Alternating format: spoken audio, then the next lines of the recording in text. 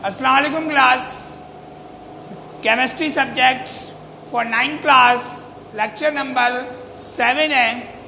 आज हमारा new chapter start हो रहा है, चैप्टर नंबर 2 केमिकल कॉम्बिनेशन, जिसका टॉपिक नंबर 1 हम स्टार्ट कर रहे हैं बैलेंस द केमिकल इक्वेशन से कि हमें इक्वेशन बैलेंस कैसे करनी होती है।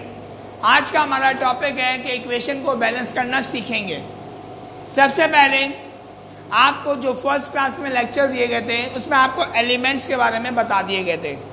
आइए अब हम इक्वेशन की तरफ मूव होते हैं। आपके सामने जो इक्वेशन नजर आ रही है इसमें KClO3 arrow KCl plus O2। अब यहाँ पर हमें खुद मालूम हो गया होगा कि कितने एलिमेंट मौजूद हैं, क्योंकि ये हम फर्स्ट क्लास में पढ़ चुके हैं। इसका मतलब इसके अंदर 3 एलिमेंट मौजूद हैं। एक तो पोटेशियम K, दूसरा क्लोरीन Cl, तीसरा ऑक्सीजन। अब हमें मालूम हो गया कि यहाँ पर 3 एलिमेंट मौजूद हैं जिनको हमें बैलेंस करना है।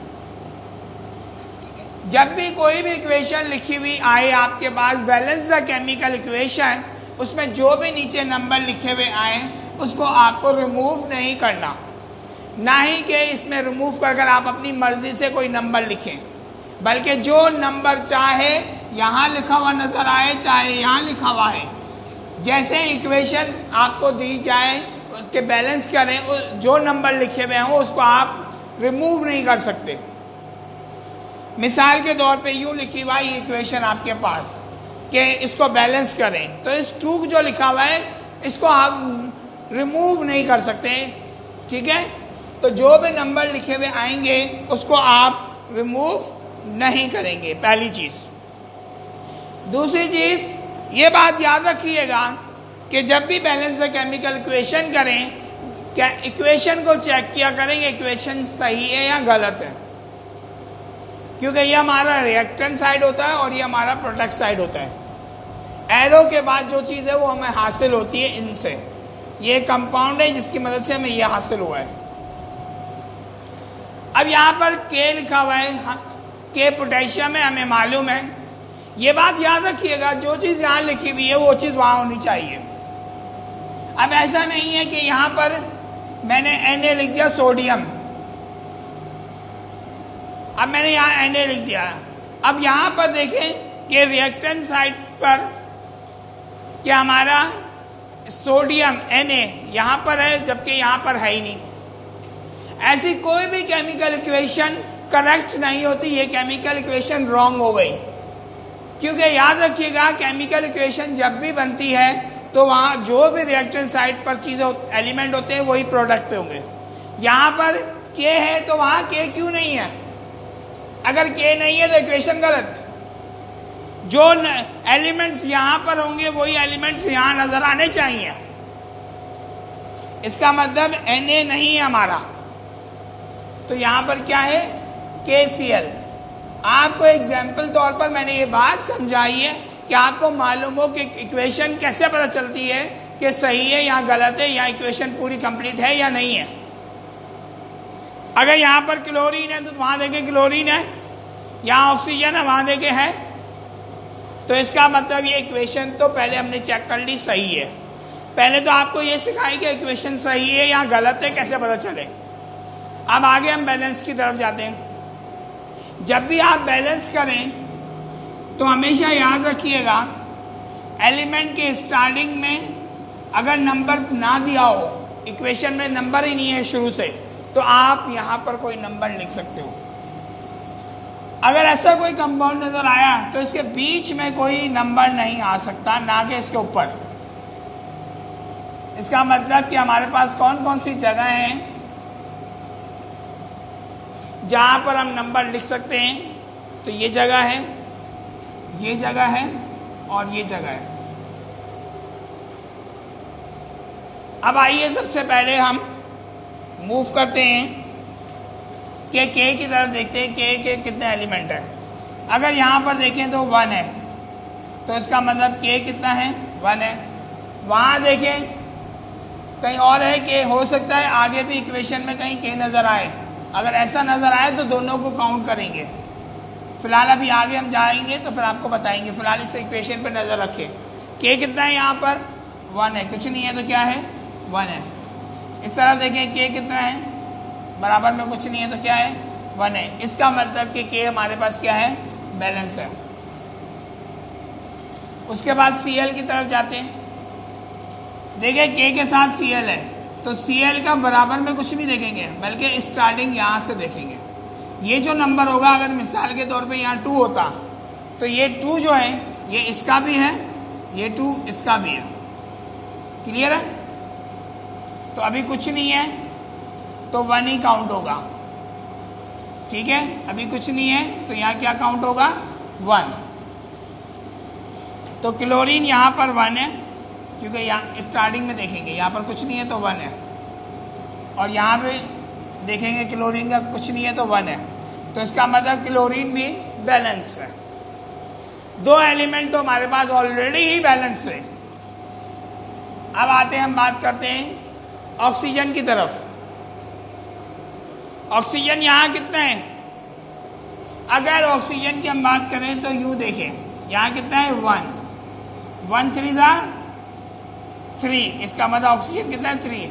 अगर यहाँ लिखा होता 2 तो यूं देखते हो 2 3 जा 6, तो यहाँ ऑक्सीजन हो जाता 6, क्योंकि 2 मल्टीप्लाई होता है इस नंबर से, क्योंकि जब कोई नीचे नंबर दिया जाता है तो मल्टीप्लाई होता है। यहाँ पर तो कुछ था ही नहीं ना, इसलिए तो हम सिंपल ले रहे थे। तो अभी यहाँ कुछ नहीं है तो ऑक्सीजन यहाँ कितना है 1 है, 1 3 जा 3, तो इसका मतलब क्या हुआ, ऑक्सीजन हमारे पास कितना आ गया 3 आ गया। वहां जाए तो यहाँ ऑक्सीजन कितना है, बराबर में 1 है, 1 2 जा 2। इसका मतलब ऑक्सीजन कहां पर बैलेंस नहीं है, उस साइड पर हमें नंबर चाहिए जबकि इस साइड पर नहीं चाहिए। तो हम अगर यहां पर 2 लिखते हैं, अगर यहां पर मैं 2 लिखता हूं तो 2 2 जा क्या होता है 4, 2 2 जा 4। अब यहां पर अनबैलेंस हो गया ऑक्सीजन, तो इसका मतलब यहां पर 4 लाने के लिए यहां पर तो कुछ नहीं लिख सकता मैं, कोई भी नंबर लिखना पड़ेगा मुझे, यहां लिखना पड़ेगा, क्योंकि ये पूरा एक कंपाउंड जोड़ा हुआ है, इसके नंबर हमेशा यहीं आएंगे। इसका इसलिए यहां पर आया, यहां नहीं आया क्योंकि बीच में प्लस है। ठीक है, तो इसका अलग, यह ऑक्सीजन इनसे अलग है, जबकि यहां पर ये तीनों ज्वाइन हुए हैं, तो इनके नंबर यहीं आएंगे। अब मैं मजीद इसको 4 कैसे करूं, तो या तो 1 है, अच्छा 2 लगा कर देखता हूं। अगर मैं 2 लगाता हूं तो ऑक्सीजन 6 हो जाता है, 2 3 जा 6, क्योंकि और तो मेरे पास कोई रास्ता नहीं है ना, 2 ही लगा सकता हूं मैं। 6 हो गया, तो अब ऑक्सीजन वहां मसला कर रहे हैं। तो एक काम करते हैं, अब यहां पर मैं 3 नहीं लिख सकता हूं, क्योंकि मैंने आपको ये बात बताई थी कि जो नंबर लिखे हुए आएंगे आपके पास ऑलरेडी, उसमें आप चेंजिंग नहीं कर सकते। अब इसको मैं 6 कैसे करूं, अगर मैं इस 2 को हटाकर 3 लिख देता हूं तो 6 हो गया। इसका मतलब ऑक्सीजन 6 हो गया, बैलेंस है। लेकिन इस 2 की वजह से हमारे ये दोनों अनबैलेंस हो गए ना। कैसे अनबैलेंस हो गए, क्योंकि हमने यही सीखा था, यहाँ जो भी नंबर आएगा ना वो इसका भी होगा, इसका भी होगा और इसका भी होगा। ये 2 तो आया इसकी वजह से था ना, लेकिन ये 2 तो इसी के साथ है ना, तो ये 2 इसका भी हो गया। तो इसका मतलब के तो 2 हो गए। फिर यहाँ के कितने हैं, 1 है, अगर 2 लिख दूं तो के 2 हो गए। अब क्लोरीन की बात करें तो क्लोरीन के 2 हो गए, और क्लोरीन के भी यहाँ 2 हो गए। इसका मतलब यह हुआ कि हमारे पास इक्वेशन क्या हो गई, बैलेंस हो गई। कैसे बैलेंस हो गई, के 2 है, के 2 है, के 2 है, क्लोरीन के 2 है, क्लोरीन के भी 2 है, ऑक्सीजन 2 3 जा 6, 3 2 जा 6।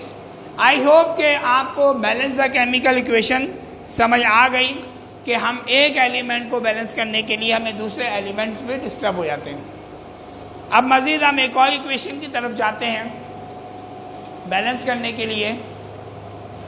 अगर हम बोलें CaCO3 है, ठीक है, CaO प्लस CO2 है। अब इसमें देखें कैल्शियम, कार्बन और ऑक्सीजन 3 एलिमेंट हैं जिनको हमें बैलेंस करना है, कैल्शियम, कार्बन और ऑक्सीजन को। कैल्शियम की बात करें तो यहाँ देखिए कितने नंबर हैं, 1 है, कुछ नहीं होता तो क्या होता है 1, तो यहाँ कैल्शियम देखिए कितने 1, इसका मतलब कैल्शियम बैलेंस है। कार्बन की बात करें तो कार्बन यहाँ कितने 1, क्योंकि ये भी नंबर जो यहाँ होता है वो यही इसका होता है, 1 हम लिखते नहीं है। तो कार्बन की बात करें तो कार्बन क्या है 1 है, यहाँ पर कार्बन देखें 1 है, क्योंकि बराबर में कुछ नहीं है तो क्या है 1 है। इसका मतलब ये हुआ कैल्शियम और कार्बन हो गए बैलेंस। अब आते हैं ऑक्सीजन की बात करते हैं, तो ऑक्सीजन 3 यहाँ है और 2 ये, 1 ये, 2 ये, 1 ये, इसका मतलब ये इक्वेशन ऑलरेडी ही बैलेंस है।